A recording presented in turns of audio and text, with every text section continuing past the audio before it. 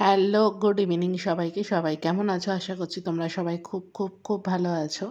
আজকে একটা ছোট্ট রেসিপি ভিডিও নিয়ে তোমাদের সাথে শেয়ার করতে চলেছি। এখন বাজে রাত্রির 6:45 আর বাইরে তো বৃষ্টি অলরেডি শুরু হয়ে গেছে। তো চলো ঝটপট করে আজকে ডিনারটা বানিয়ে নিই আর তোমাদের সাথে সেটা শেয়ার করতে থাকি। তো এখানে এসে গেছি রান্নাঘরে। এখানে কড়াইয়ে সর্ষের তেল গরম করে নিয়েছি আর এখানে কেটে রাখা আলুগুলো ভালো করে আগে ভেজে নেব নুন হলুদ দিয়ে।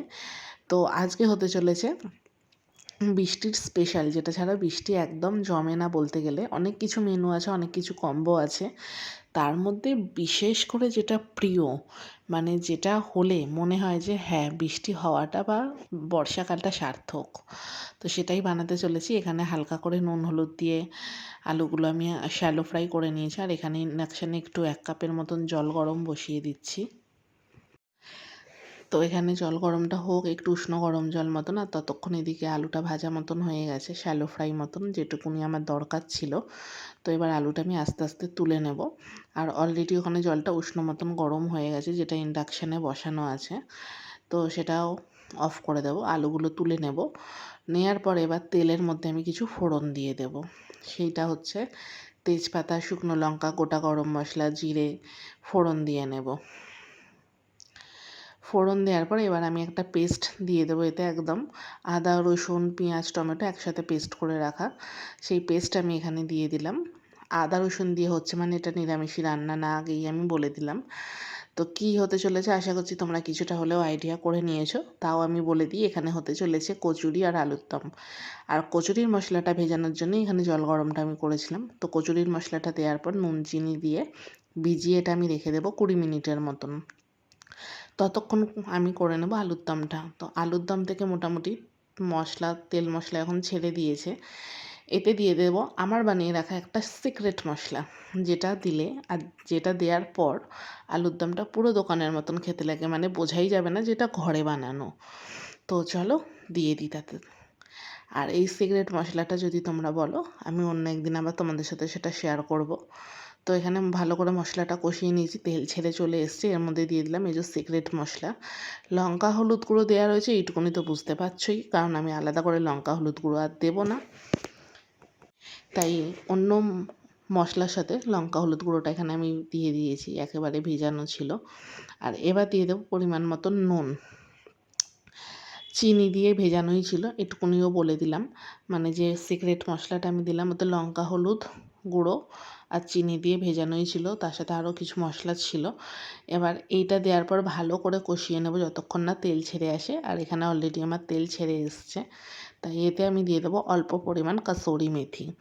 অ্যাকচুয়ালি আমার এই আলুর দমে না কাসুরি মেথির ফ্লেভারটা খুব সুন্দর লাগে, আর যেটা দেওয়ার পর মানে তোমার প্রপারই মনে হবে দোকানের মতন খেতে লাগে।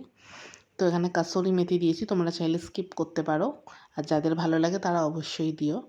এখানে ভালো করে মশলাটা কষিয়ে নিয়ে এখানে জল দিয়ে নিয়েছি, জলটা একটু বেশি মতনই দিয়েছি। এবার এতে আলুগুলো দিয়ে ভালো করে পুরো কষিয়ে নেব, মানে একদম জলটা যতক্ষণ না টেনে যায় ততক্ষণ কষিয়ে নেব।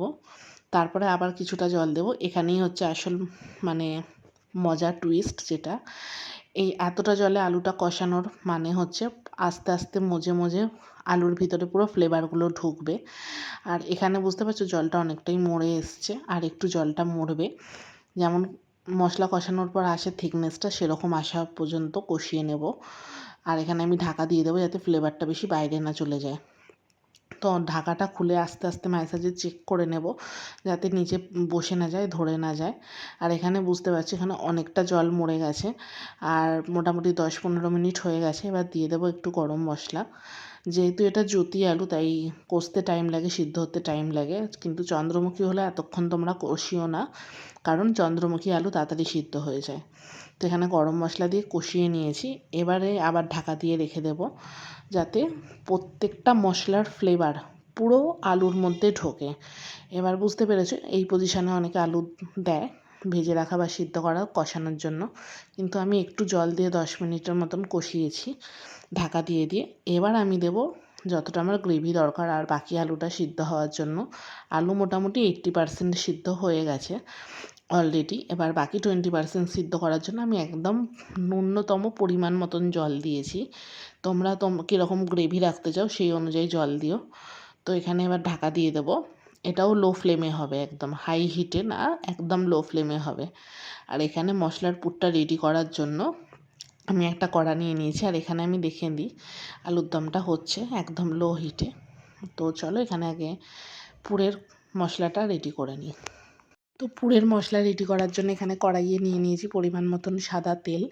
এই সাদা তেলটাতেই পুরটা দিয়ে ভালো করে অল্প আঁচে নেড়ে ছেড়ে নেব প্রায় 5 মিনিটের মতন, যাতে পুরটা পুরোভাবে ড্রাই হয়ে আসে। অলরেডি এখানে একটু জল জল মতন একটু মানে যে এটা হয়ে রয়েছে, এটা পুরো টানিয়ে নেব আস্তে আস্তে কষিয়ে, মানে ভেজে নিয়ে তেলের মধ্যে।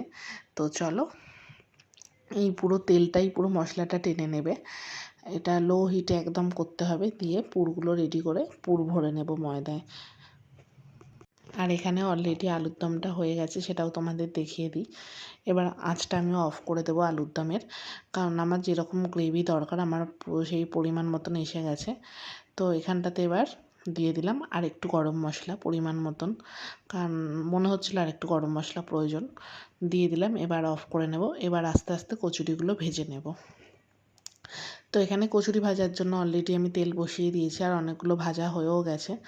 আর এখানে এবার কচুরিগুলো আমি ভেজে নেব আস্তে আস্তে। আর আমার না মানে কচুরি বলো লুচি বলো বেলাটা ঠিক আসে না, তাই একটু মানে টানটা বড় বড় হয়ে যায়। যেহেতু আমি তেল দিয়ে বেলতে পারি না, আমি গুঁড়ি দিয়ে বেলি ময়দা দিয়ে, আর ময়দা দিয়ে বেলতে বেলতে মানে বড় হয়ে যায় ব্যাপারটা, ঠিক মাপের আসে না। যা গিয়ে সেটাও কোনো প্রবলেমের না। এই যা আমার হাতের কচুরি মোটামুটি 2-3টে খেলেই একদম পেট ভর্তি। যারা অনেক বেশি ভালোবাসে তাদের জন্য 4টে এনাফ, যারা অল্পতেই পেট ভরে যায় 2টো হলে 2-3টে এনাফ। তো এই সেখানে ফুলকো ফুলকো গরম গরম কচুরি তৈরি হয়ে গেছে, আর বাইরে তো মুষলধারায় বৃষ্টি শুরুও হয়ে গেছে।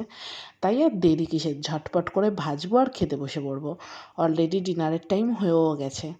তো আর কি, বাড়ির সবার জন্য তাড়াতাড়ি করে কচুরিগুলো ভেজে নেব, আর নেওয়ার পরেই খেতে বসে যাবো, কারণ এই স্বাদের ভাগ হয় না, তাই না? বেশি দেরি করলে ঠাকুর পাপ দেবে।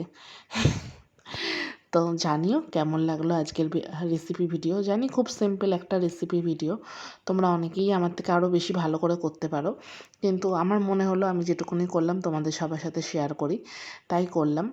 আর যদি তোমাদের কিছু ভালো লাগে তো অবশ্যই তোমরা সেখান থেকে শিখতেও পারো, কারণ শেখার কোনো বয়স হয় না। এটাই হচ্ছে ব্যাপার, তোমাদের থেকেও আমাদের অনেক কিছু শেখার আছে। আর আমি যেটুকু জানি সেটুকুনি দিয়েও যদি তোমাদের কিছু শেখা যায় সেটাও অনেক বড় কথা। তো চলো ঝটাপট পটপট করে ভেজে দিই কচুরিগুলো, আর নিয়ে আমি খেতে বসে পড়বো। আর এখানে অলরেডি আমি ডিনারটা নিয়ে চলে এসেছি। বাইরেটা দেখিয়ে দিই, মুষলধারায় বৃষ্টি হচ্ছে, যেটা ব্যালকানি দিয়ে আমার রুমের দেখা যাচ্ছে। আর এখানে আমার হাতে 1 থালা সরকো। তো চলো বেশি দেরি করা যাবে না, রিভিউ দিতে হবে তো নাকি কেমন হলো। তো প্রথমেই একটু কচুরির সাথে আলুর দমটা নিয়ে পুরো মুখে চালান করে দেব। আর চালান করার পর যে টেস্টটা হবে সেটা তোমরা এক্ষুনি দেখতে পাবে। তো চলো এই হলো কচুরি আলুর দম, নিয়ে মুখে চালান করলাম। আর খাওয়ার পর এটা আমার রিয়াকশান, মানে আজ প্রথম আমার নিজের রান্না আমার নিজের এত ভালো লাগলো। বাড়ির সবারও খেয়ে ভালো লেগেছে। আশা করছি তোমরাও এরকমভাবে রান্না করো, তোমাদেরও ভালো লাগবে। তো চলো আমি এবার আমার ডিনারটাকে এনজয় করি। অনেক দিন পর ভাবলাম একটু নিজেকেও ক্যামেরার সামনে আনি। তো বেশি কিছুই নাই, যে ডিনারটা করছি সেটাই। আর বেশি কথা এখানে আমি বলতে পারবো না, কারণ এই স্বাদের ভাগ হবে না। এটাকে তাড়াতাড়ি করে খেয়ে নেব গরম গরম থাকতে, কারণ কচুরি ঠান্ডা হয়ে গেলে খেতে ভালো লাগে না। তাই চলো বেশি কথা না বাড়িয়ে তাড়াতাড়ি আমি আমার ডিনারটা কমপ্লিট করে নিই। তো আজকের ভিডিওটা এতটুকুনি। যদি তোমাদের ভিডিওটা ভালো লেগে থাকে অবশ্যই একটা লাইক কমেন্ট আর করো। শেয়ার করতে ভুলো না, আর চ্যানেলটাকে সাবস্ক্রাইব করে পাশে থেকো। ফেসবুক থেকে দেখলে পেজটাকে ফলো করে পাশে থেকো। তো চলো আজকের মতন টাটা সবাইকে, দেখা হচ্ছে খুব তাড়াতাড়ি।